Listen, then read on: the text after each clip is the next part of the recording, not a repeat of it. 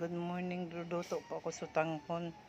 Nagmarinate na ako ng yung nilagyan kong toyo, yung baboy saka kalamansi. Pagkatapos asin lang yung manok saka yung isda. Balak ko yun na ipaksiw. Pagkatapos pag gagataan ko yun na may pechay. Ilang araw na rin namin yun. 550, naubos kanina. Mga ka-friendship.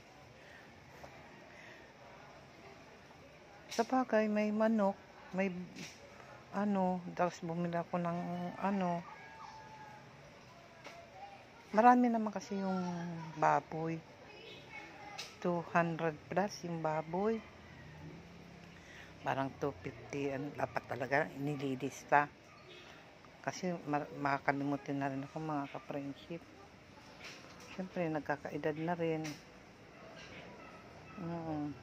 Katulad nito, nagluluto ako. Ini-in ko na lang, mga ka-friendship, yung yung isda. So, tanghon. Pag ko, ayan. In ko na lang.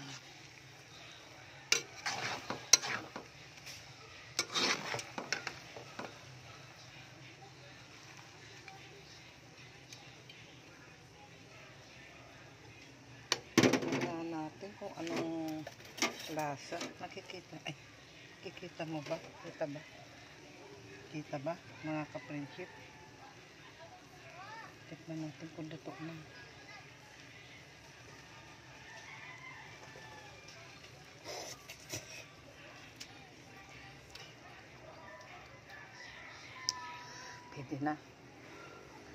Pwede na sa taong gutom. Okay naman ang lasa, mga kapatid.